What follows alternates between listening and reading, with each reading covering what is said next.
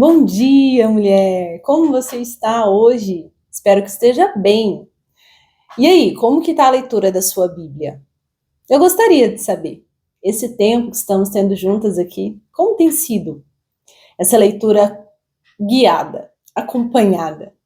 Eu tenho me esforçado bastante para conseguir fazer os vídeos e trazer o máximo do conhecimento que eu consegui em cada um deles. E eu espero que esteja sendo assim bem útil para você, que seus olhos estejam sendo cada vez mais abertos, seus ouvidos, e que você esteja cada vez mais apaixonada pela palavra do Senhor.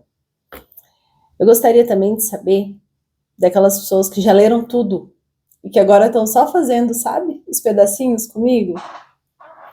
Então vamos lá. Hoje nós vamos falar sobre a cura do criado, do servo, do centurião romano. Vamos ler. Essa palavra, essa passagem, está também no Evangelho de Lucas. Se você quiser ver lá, está no capítulo 7, do verso 1 ao 10. Então, hoje, leremos Mateus, capítulo 8, do 5 ao 13. Vamos lá. Tendo Jesus entrado em Cafarnaum, apresentou-se-lhe um centurião romano, implorando e dizendo: Senhor, o meu servo padece, sofre, morre em casa, de cama, paralítico, sofrendo horrivelmente. Jesus lhe disse: Eu irei curá-lo. Mas o centurião respondeu: Senhor, não sou digno de que entre na minha casa, mas apenas manda e com uma palavra, e o meu rapaz, o servo, será curado. Pois também eu sou homem, sujeito à autoridade. O centurião falando: eu sou um homem sujeito à autoridade. Tenho soldados às minhas ordens. E digo a esse: vai, e ele vai. E diga ao outro: vem, e ele vem. E ao meu servo: faz, e o servo faz. Né? O centurião estava dizendo aqui que ele conhecia o que era autoridade, que não precisava Jesus ir lá na casa dele, porque assim como ele estava ali e tinha a autoridade dele sobre os servos dele, né? Manda e o servo faz. Ele estava aqui dizendo para Jesus que ele sabia que se Jesus mandasse, ele não precisava ir pessoalmente lá. Se Jesus apenas mandasse, o servo dele seria curado. Aí no verso 10, olha só. Ouvindo isso, admirou-se Jesus e disse aos que o seguiam, aquelas pessoas que estavam ali ao redor, vendo essa situação, o centurião romano, né, não era um judeu, não era um qualquer centurião, acho que eu esqueci de falar sobre isso, era o líder do exército, o comandante do exército romano. Então, o uniforme dele era totalmente diferente, o capacete, o escudo, a espada. Ele nunca andava sozinho. Quando ele chegava, tinha várias pessoas com ele, aqueles cavalos, aqueles soldados. Então, imagina, o centurião chegando em Jesus chamou muita atenção. Parou todo mundo, teve que abrir passagem para passar cavalo, passar aquele povo com armas, espadas. Então, chamou atenção. E Jesus, quando ouviu dele sobre essa lei de autoridade, com uma só palavra poderá curar o meu servo, ouvindo isso, Jesus ficou admirado. E Jesus disse para que todos aqueles que estavam ao redor ouvissem: em verdade vos afirmo que nem mesmo em Israel eu encontrei uma fé como essa fé do centurião, de que uma só palavra seria suficiente, que Jesus não ia precisar tocar na pessoa. Se Jesus apenas mandasse, o cara já seria curado. E aí Jesus disse: digo-vos que muitos virão do Oriente e do Ocidente e tomarão lugares à mesa com Abraão, Isaque e Jacó no reino dos céus. Ao passo que os filhos do reino serão lançados para fora, nas trevas. Ali haverá choro e ranger de dentes. Então, disse Jesus ao centurião: vai-te e seja feito conforme a tua fé. E naquela mesma hora, o servo foi curado. Muito ensinamento nesse texto, hein? Aqui existe uma chave aqui espiritual muito grande também, que é a palavra de Jesus. Você já parou para se perguntar por que a gente ora em nome de Jesus? E por que ele fala que expulsar demônios, curar enfermos, e nós deveríamos falar, depois que fizermos a oração, falaremos em nome de Jesus? Já parou para se perguntar isso? É isso que está acontecendo aqui, ó. Essa aqui foi a primeira vez em que estava acontecendo algo de alguém usar o nome de Jesus.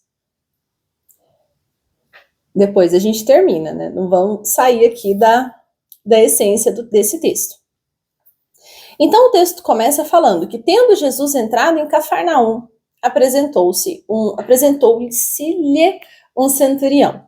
Gente, Cafarnaum, eu quero dizer para vocês que essa era uma cidade da região da Galileia. Jesus nasceu em Nazaré, não foi em Cafarnaum, mas a maior parte do seu ministério foi nessa cidade, Cafarnaum.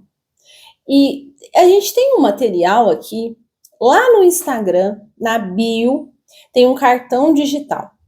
Vai lá e faz o download do material que tá escrito Apresentação de Jesus, ou a história de Jesus, ou o nome dele é Jesus. Esse material riquíssimo, preparado com muita dedicação e muito amor, nesse material eu falo o nome de cada cidade em que Jesus esteve e o significado, o simbolismo do nome dessas cidades em relação a Jesus. Tudo na Bíblia está relacionado. Nenhuma palavra está aqui em vão. Cada palavra, cada nome, cada detalhe que a Bíblia menciona deve ser percebido por você. É assim que você vai estudando as Escrituras. Então, quando, por exemplo, diz aqui que Jesus estava entrando em Cafarnaum, mas o que era Cafarnaum? E aí, vamos buscar agora para você entender a importância dessa cidade e desse milagre ter acontecido nessa cidade. Cafarnaum vem do hebraico de dois termos, kafar, Nahum. Então, juntou e ficou Cafarnaum. Kafar, ou K com a letra K, far, significa povoado, um lugar, uma aldeia, uma cidadezinha, sabe? Uma reunião de pessoas hoje, uma cidadezinha, um município. Como se fosse hoje para nós, um município. E Nahum significa aquele que consola. Olha que interessante. Nahum significa conforto, consolação. Então, reunindo esses dois termos, você consegue entender que quando eles falavam Cafarnaum, eles estavam falando aquela cidade é um lugar de consolo. Aquele que consola naquele lugar. Então Jesus estava, e a maior parte do ministério dele foi nessa cidade, que era o lugar daquele que consola. E Jesus é consolador. Tem tudo a ver, gente. Se você for vendo o nome das outras cidades, Nazaré, Belém, nossa. Mas não vamos falar disso, né? Vai lá no material, não perca todo esse conhecimento que está lá. Então, quando fala Jesus entrando em Cafarnaum, veio o centurião, é importante você entender que aqui Jesus já estava famoso. Porque o centurião não era judeu, não era simpatizante de Jesus, mas com certeza ele ouviu falar que aquele homem estava fazendo curas e milagres. E um centurião tinha uma patente, um poder de exército, né, uma força na batalha, um poder como armas do mundo, né? Ele tá assim no último nível. É como se hoje a gente recebesse, se a gente estivesse andando assim na cidade da gente, ou se a gente estivesse na igreja e recebesse o comandante do exército geral, a marinha, a aeronáutica, o exército todo é comandado por aquele homem. Aí aquele homem chega para você e diz: eu já ouvi falar que você está fazendo orações em nome de Jesus e eu vim aqui te pedir pela cura de um soldado ou de um empregado. Ou o presidente do país chegar para você e, sabe, procurar você, te mandar um WhatsApp, falar: olha, preciso falar com você porque eu ouvi falar que você está fazendo orações e em nome de Jesus, sabe? É mais ou menos isso, uma coisa assim inimaginável, né, para nós. Mas só para você entender a diferença, a discrepância do que era um centurião romano chegando em Jesus, que era, naquele tempo ali, só mais um judeu. Sabe o que eu quero te dizer com isso? É que quando nós carregamos a presença de Jesus, a palavra de Jesus, muitos virão de todos os lugares para saber, para conhecer, para querer ouvir de você que Jesus é esse que te curou e que pode curar ele também. As pessoas hoje no mundo, elas podem ter muitos bens materiais, muito dinheiro, muitas riquezas, muitas armas, muito poder, alta posição na sociedade. Mas falta para ela Jesus. Ela não consegue comprar paz, consolo. Ela não consegue comprar cura, saúde, vida. Ela às vezes vai ver um parente querido falecer de uma doença que poderia ter sido curada por Jesus. Então essa pessoa vai te buscar e vai te procurar porque ela sabe que você carrega algo diferente. E você tem que estar preparada para receber pessoas de todos os níveis sociais.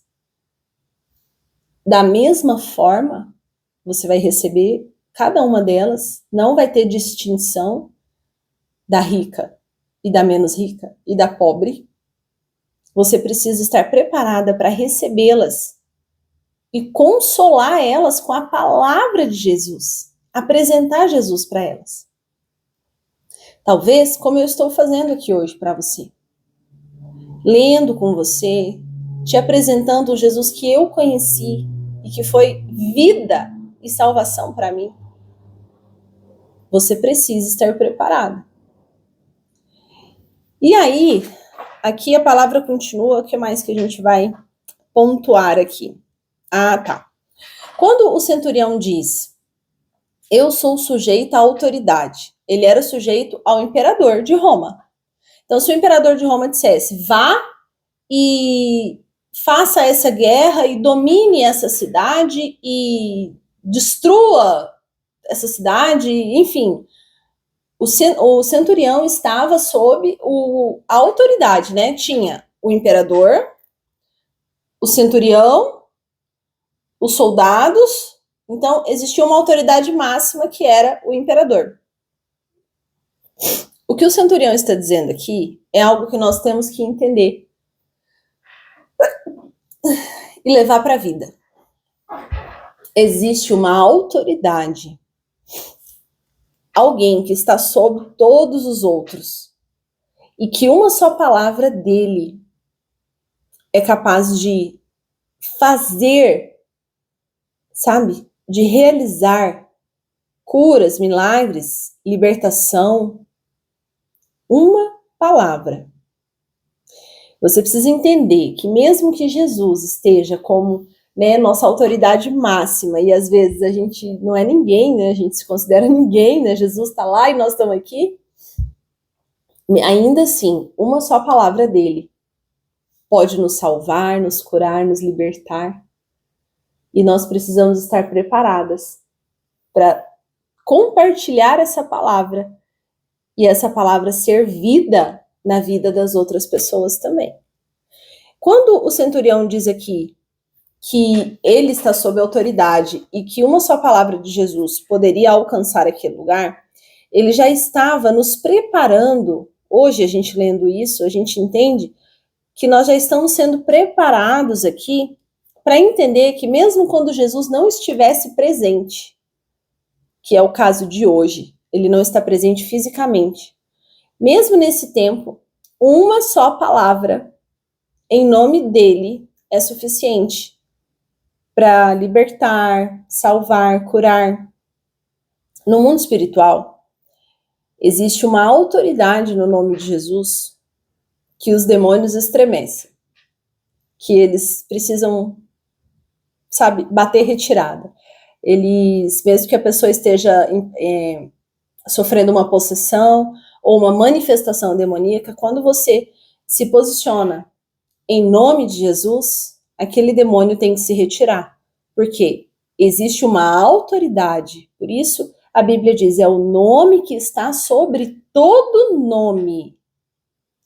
Então, existe uma cadeia de autoridade no mundo espiritual, e Jesus é o que está sobre todos eles. Por isso nós usamos o nome de Jesus, porque não é em nosso nome, é no nome daquele que foi, quando ele morreu na cruz, ele foi ao inferno, no mundo do maligno lá, e resgatou as chaves, né? Ele abriu, em Apocalipse, uma coisa vai puxando a outra, assim, né? A gente vai até saindo aqui mas eu quero que você entenda isso. Em Apocalipse diz que Jesus vai voltar e que nós seremos levados para Nova Jerusalém e aos céus. Por quê? Porque lá na cruz, através do seu sangue e da sua morte, ele acessou o inferno e tirou das mãos do diabo as chaves que nos prendiam. Então, nós estávamos condenados até aquele momento à morte eterna. Mas Jesus foi lá e reverteu essa situação. Então, a partir de Jesus, os demônios têm que se submeter a ele, porque Jesus foi lá, tirou de Satanás a autoridade que Adão deu e devolveu essa autoridade para a igreja. Quando ele diz, até lá no Salmo 91, que nós temos autoridade para pisar e esmagar serpentes e escorpiões. Então, quando a gente fala em nome de Jesus, é como se nós, cristãos, estivéssemos utilizando uma procuração assinada em nome de Jesus. E em nome de Jesus eu estou aqui expulsando demônios, pisando serpentes e escorpiões e nenhum dano me fará. Porque eu agora sou propriedade dele e ele é a autoridade máxima nesse mundo espiritual, entendeu? Eu sei, é muita coisa. Com o tempo a gente vai, né? Vamos devagar. Mas é isso aqui, a primeira vez que a gente está falando sobre isso é aqui, ó, que a gente está lendo, né, na ordem certinha. Então, entenda que lá na frente você vai precisar se lembrar desse texto aqui, que foi a primeira menção, né, sobre a autoridade espiritual aqui. Então, aí Jesus fala uma coisa aqui que tem muita relação também com salvação. E eu quero que você preste muita atenção. No verso 11, Jesus diz assim: digo-vos que muitos virão do Oriente e do Ocidente e tomarão lugares à mesa com Abraão, Isaque e Jacó no reino dos céus. Ao passo que os filhos do reino serão lançados para fora, nas trevas, onde haverá choro e ranger de dentes. Quando Jesus diz filhos do reino, ele está dizendo dos que são judeus, da comunidade judaica. Porque existe na Bíblia Jesus é o leão da tribo de Judá, porque veio da tribo de Judá. Então, todos que são da tribo de Judá são judeus. Independente de judeu religião, eles são judeus de origem, de nascimento, de naturalidade, e não de judeu religião. Entende? Então, quando Jesus está falando aqui, ao passo que os filhos do reino serão lançados para fora, é tipo assim, vocês, judeus, que se acham filhos do reino, mas não praticam a verdade, chegará o tempo em que muitos virão do Oriente e do Ocidente, ou seja, muitos virão do mundo todo, de todos os lugares, e eles vão ter o seu assento à mesa no reino dos céus com Abraão, Isaque e Jacó. E vocês que se acham filhos e se acham salvos e acham que estão certos, mas estão praticando iniquidade, serão lançados para fora, onde há trevas e ranger de dentes. Isso aqui é um alerta para a comunidade naquela época, que se achava, eram os fariseus, os escribas, eles se achavam demais. Por quê? Porque eles eram da linhagem, da descendência de Abraão, Isaque e Jacó, da descendência sanguínea. E eles achavam que isso era o suficiente para que eles estivessem a salvo.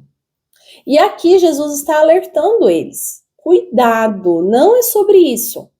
Não é sobre sangue, sobre você ser filho, por exemplo, sobre a sua mãe que faz oração e você não precisa fazer. O seu marido ora por você e você não precisa. A sua avó é uma mulher de oração, mas você não precisa porque ela ora por você e você está salvo porque você é neta dela, você é filha dela.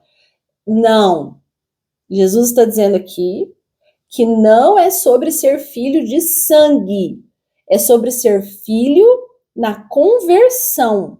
Jesus já está apontando aqui para os gentios, que somos nós. Gentios são todos aqueles que não têm origem judaica, mas que creram em Cristo pelo testemunho que tivemos, pela palavra. Nós cremos e com a graça de Cristo recebemos o direito de sermos adotados como filhos do Pai.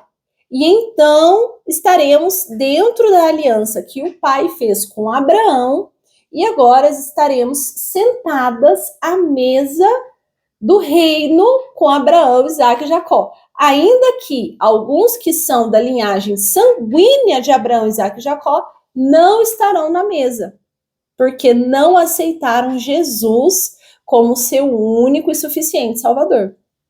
A comunidade judaica hoje, existem várias denominações dentro do judaísmo, religião estou falando, como o protestantismo. Depois da reforma, nós temos várias denominações, né?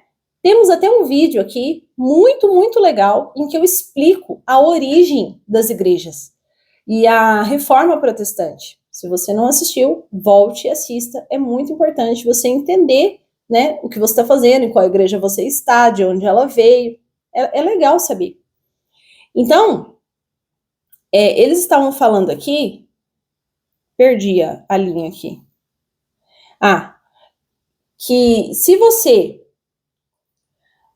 não está dentro da aliança de ser adotada, se você não é considerada filha de Deus por adoção e cordeira com Cristo, você não está salvo.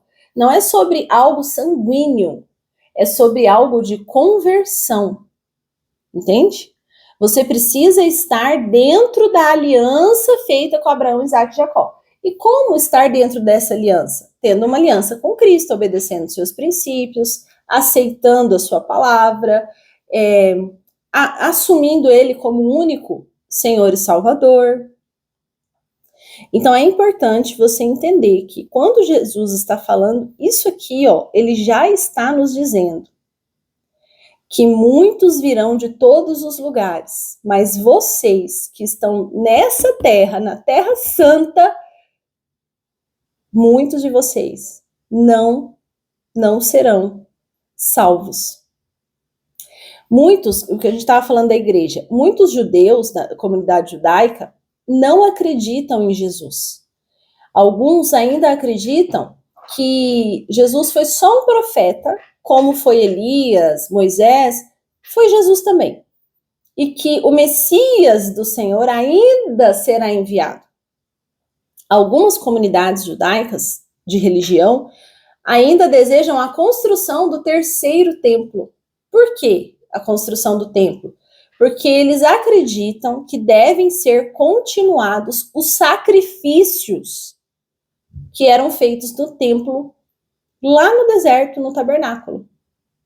Mas quando você acredita que você tem que fazer sacrifícios ainda pela sua expiação e pelos seus pecados, sacrifício de animais, porque a morte é o salário do pecado. Então, quando uma pessoa acredita que tem que fazer um sacrifício de um animal para que ele seja perdoado, ele está invalidando o sacrifício do Cordeiro de Deus, que foi Jesus na cruz. Então, muitos judeus da comunidade religiosa não acreditam em Jesus. E é por isso que Jesus está falando aqui. Ao passo que os filhos do reino serão lançados para fora.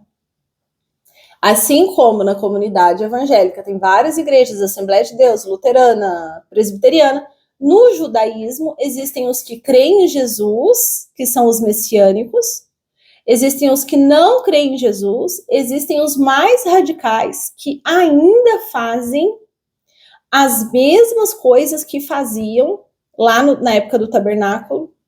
Existe uma comunidade em Israel que ainda fazem sacrifícios de cordeiros inocentes. Animais assim. E, gente, é horrível. Tem um vídeo no canal Israel com a Aline, e eu vi um vídeo em uma das aulas com o professor Rodrigo Silva também, deles matando aqueles animais em sacrifício. Eu quero só aproveitar esse gancho aqui para te falar uma coisa.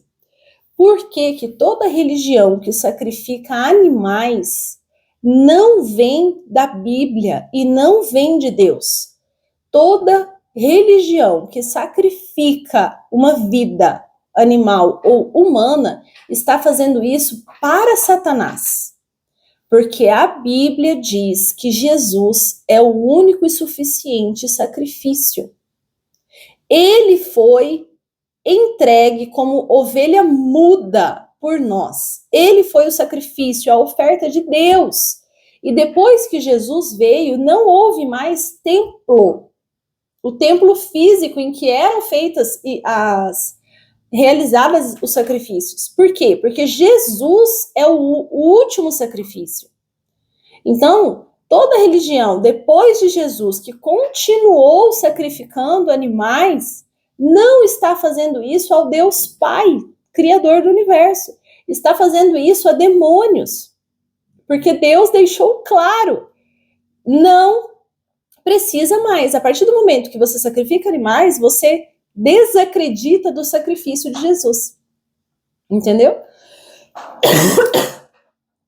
E aí uma coisa que puxa a outra, e a gente já está em quase 30 minutos de vídeo. Mas continuaremos conforme a Bíblia for nos conduzindo aqui e falaremos desse assunto espiritual também. Queridas, um beijo para vocês. Se dediquem na leitura da Bíblia, em intimidade com o Senhor. Invistam o seu tempo no que há de melhor nessa terra. E em breve nós falaremos então a partir do verso 14 sobre a cura da sogra de Pedro. Um grande beijo para você e até o próximo vídeo. Tchau, tchau.